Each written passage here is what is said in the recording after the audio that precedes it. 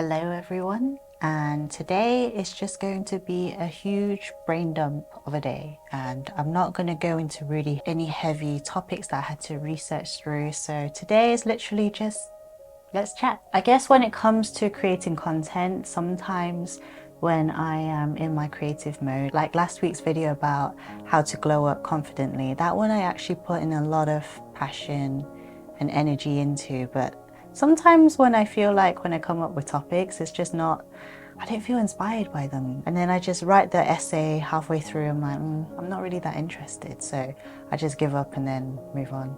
And I haven't found anything that sparked huge interest.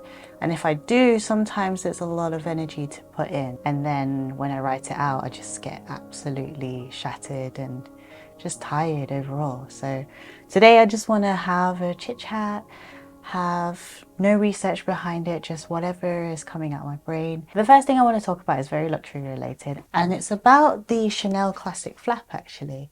And no, this isn't going anywhere. This is still going to remain in my collection. I love it so much. But I want to ask you, is it just me, or I just haven't been wearing the Chanel Classic Flap as much as I thought I would compared to when I first got it? I wore this so much, but now in 2023, my perception's completely changed. Whether it's maybe the quiet luxury movement or maybe economy right now, it's just not making me feel safe when I wear this. I don't like to wear luxury out to central London anymore, but also I don't really go out as much as I used to when I was more active in central London. But this, I love it to bits, but sometimes I find I'm just not grabbing for this bag because it can be quite heavy given that, and also the size of it, it's just enough for what I want, but because it's so dressy now in my opinion, and the price of it is now £8,000 compared to what it used to be when I got it around £5,000. It's just not something I want to gravitate towards, and I feel like it's so much more delicate, even though I was not exactly the most babying care of this, but I love it, but I don't reach for it. What I have been reaching for, and it's funny because when I look at the two bags now, they're exactly the same color as this. The first one is actually this one. It's very cute. It's Longchamp actually, and it's called the Epure bag. It's basically just a massive bucket, quite a lot more spacious than the Chanel Classic Flap. Now that I look at it on the camera, it does look a little bit more cool tone, but this is a bit warmer. It's just one big opening and it just fits a lot of things inside. And then it also has a little slip pocket in there, so that's pretty nice to use. And then I like how it just fastens shut and it's not that easy for pickpockets to reach in and out. Overall, it's just a really casual bag and I really like how it looks. And at the same time, I don't feel so pressurized when I wear it because it's not even in the thousands of pounds. It was actually around 170 something pounds when this was bought, and this was bought in the airport. It was on sale. Love it. And it does look quite dressy when you wear it. It's beautiful. I love it. Another style of bag that I noticed was trending was these kind of throwback to Y2K style bags, and I already have a similar one, so I don't need to go out to buy it. But it's not luxury super high-end like Dior or Chanel, but I've been seeing these bags trending and I just thought it looks similar to my Samantha the Vaza bag. Now Samantha the Vaza was actually a brand that I thought was amazing, and I still do, and I love it so much because it is so beautiful, and especially the intricacies of this bag. It's just, the details are so cute. It's got these really cute bows on the sides, it's got the ruffles, and then inside it's lined so beautifully. It's got really nice compartments, got extra straps. I just love the overall vibe of this bag, and it even fits my laptop inside, so that's really, really useful.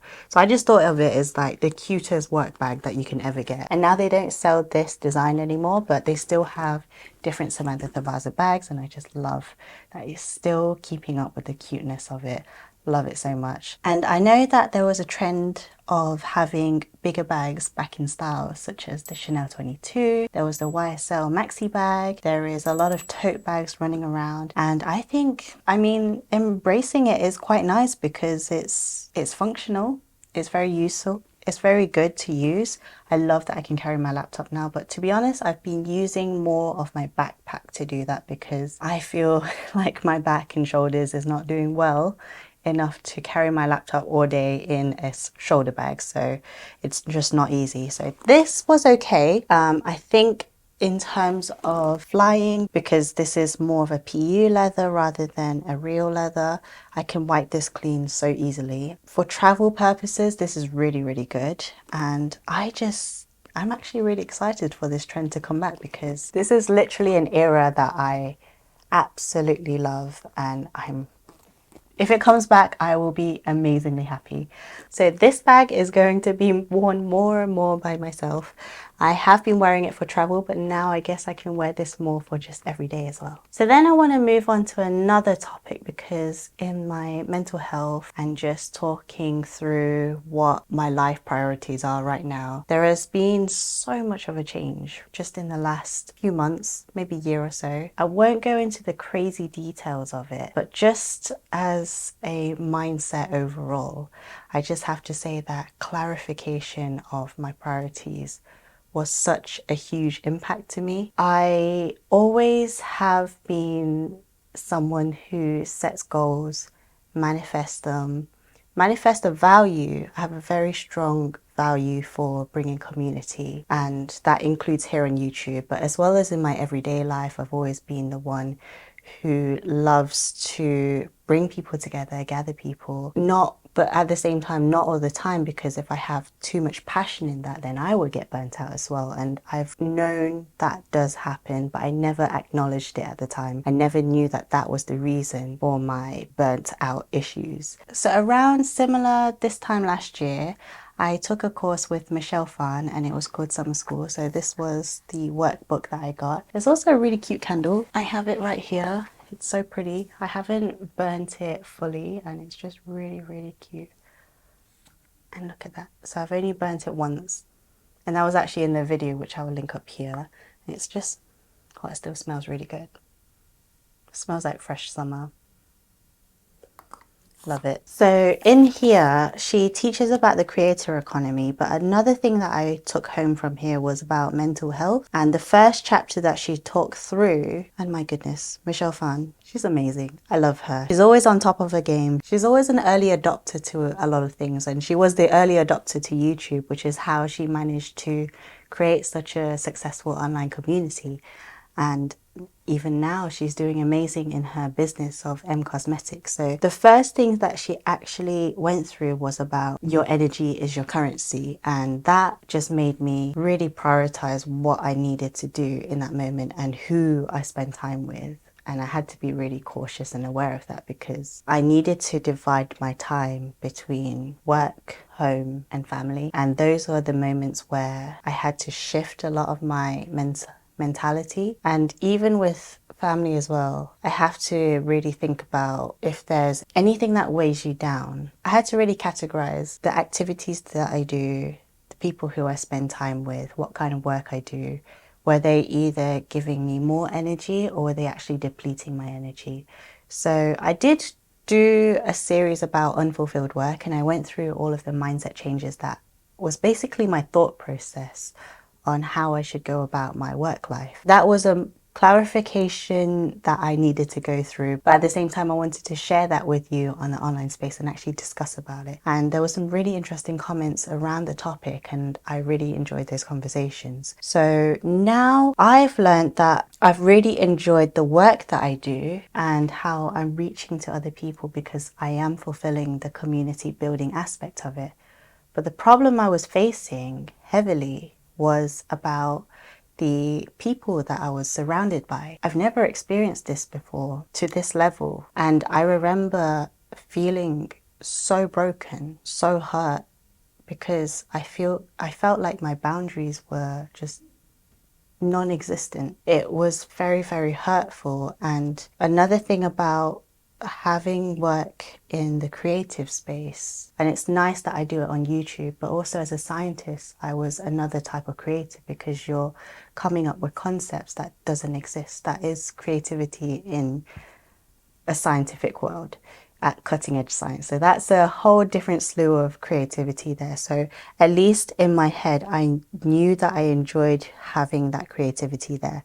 But what creativity has and consumes to fuel it is passion. When you use too much passion, you use your emotions. And when you use too much emotions versus your logical, rational sense of mind, and it becomes too heavy on the emotions, it can burn you out as well. And even vice versa, if you're too logical, it can burn you out on the other side. So you kind of need to have a balance of the two. When it came to work in the creative space, what I've learned for myself is that creativity, it comes from a space of comfort. It doesn't come in a place of stress. You cannot be creative when you're under stress, because if you create in a space of stress, you become tunnel visioned, and a lot of people call this the creator's block. And I went through that. I went through months of that. And what kept me going was actually discipline. It was discipline that got me through even a lot of my work. My YouTube was okay. I have the creative and flexible space to do it. But when there is stress involved and when there is people stress involved as well, it kind of affected my ability to create in the workspace. So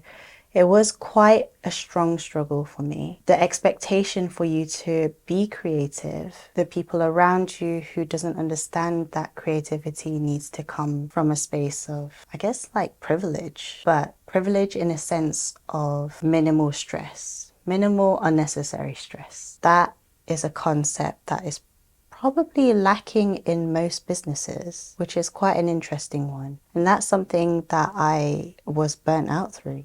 I was incredibly hurt. I do not miss it at all. So at least for YouTube here, I enjoy that I create at my own time. I create in my own space. I enjoy what I do, and I actually know my limits of how much passion I can give on this YouTube channel. In a workplace, you don't have that level of control as you wish you could. They would just want you to churn out as much as possible. And with creatives, it's not exactly ideal. That's where you need to start swapping passion for discipline. At least in the workspace, I've had to navigate through that, and honestly, I couldn't handle it, and I couldn't handle the energies that were surrounded by me, because I felt as though YouTube is still my escape. I still enjoy it. I can still create, but I can also change the way I create to whatever is going around me. And I guess I can apply the concept of my personal energy as being my currency. So at least there's that. And I'm also a firm believer that we should experience everything, and there is a purpose to what we go through in our everyday lives. And every time we encounter something, at least that's an experience that we've learned. Even if someone else doesn't learn from it, at least if you sat down, acknowledged it, learned it for yourself, that's all that matters. You have taken home a really good message. And I'm a firm believer that this is what is shaping me to who I am today and who I will be in the future. I guess I'll be vague about it now, but maybe in the future I'll be able to share a bit more, but I don't know how just yet. I haven't fully grasped onto, I haven't been very fluent with how I'm explaining it. So I'm not ready just yet. And especially in this random conversation, then I'm just all over the place as well. But overall, when I did go through the mental health talk about just running your own business, or I guess like creator in yourself is kind of like running your own business as well. The concepts are very similar. The mental health and energy expenditure is a very important concept that helped me really guide me through, and I followed my intuition. I followed what experience I had to experience, and I went through whatever I had to go through and come out, and it's okay. So the next thing I want to talk about is just something that I've been reading, because I guess I wanted to feel a little bit more knowledgeable, especially breaking habits that don't really, I guess like I'm going through a new wave, and I want to be able to take home a message that will help me build good habits for the future. And I came across this book, Atomic Habits, and I've only read like the beginnings of it, and it goes through a more step by step. If you do things little by little bit, it helps you in the long run. Even if you do 1% better every day, the compound effects of it will be just so beneficial. For example, going to the gym, you don't see anything in a week, you don't see anything in a month, but because you went through half an hour each day or 20 minutes each day, you will see the huge difference in maybe a year or 2 years time, that suddenly you've got a lot of muscle build, you've got a healthy complexion, you can move around way stronger than you used to. The compound effects of it, you notice it just much later on. Every one of those little steps, it just compound effects and helps. So this is a really interesting book that I've been reading. It goes through a lot of stories, goes through a lot of experiences. So far it's a good book, and a lot of people have been recommending it on the online space. I know one of my favorite YouTubers, Zoe Unlimited, she's read this book and she always talks about it as well. She's got really good content and I love her so much. So, but this, after I've read this, I will let you know my review of it. I will let you know if I've taken home good messages and summarize it for you. But yeah, that's what I'm reading. Another thing that I've been really enjoying is, of course, the Barbie movie came out. So I went to Lush and I got the Barbie shampoo. Like, look how cute that is. I also got the body scrub as well, which I will link over here. And I love that it's a really crazy sparkly color. They still have it on sale. It's limited, so you have to get it quite quick before it runs out. But the other thing I got, and this is like my yearly ritual, is I got Snow Fairy as well. So this candy floss smelling shower gel. And what I love about Lush shower gel is that you only need a little bit and it just lathers really, really, like so much foam. So you don't need a lot, and I love both of them. And they both actually smell quite similar. So if you like Snow Fairy, you'll like the Barbie pink. I might actually get another one of the Lush Snow Fairy because they only had this as the largest size. This is the 550 grams. And usually I want to get the 1 kg, like you want the big one, just to last you through the year. It does last a long time, so good value for your money. Another thing that is more mindset that I want to talk about is about manifesting. And manifestation was something that I've done previously, but I've always done it in a mood board form where you have pictures. I always do it on Canva and I just apply pictures. I put it in the phone format so that it will just be my background of my phone wallpaper and I will see it all the time.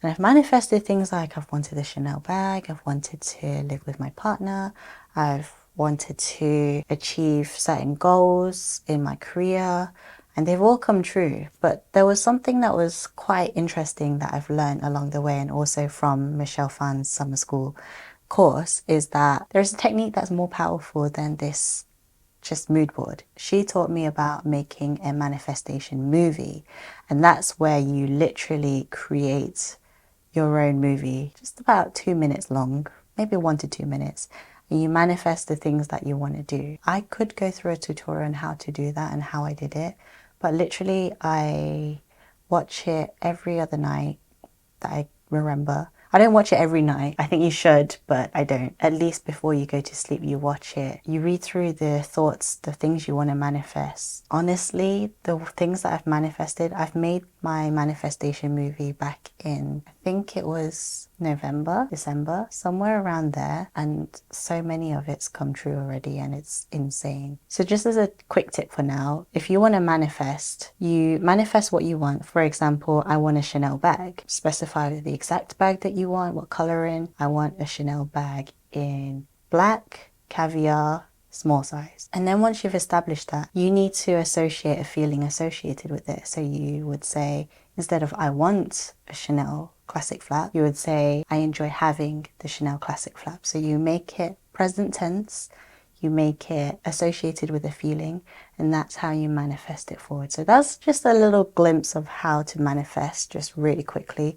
But the whole manifestation movie, I would like to go through it, and if you want me to talk through it, then do let me know in the comments below. But I also want to read more into about why manifestation works and if there's any scientific resources that I want to share with you, because that would be really, really interesting. And of course, coming from a science background, I love to just look for research papers, see what's out there, and see if things clarify my explanations or what other explanations have happened. And if there is a resource there, I do want to share that with you.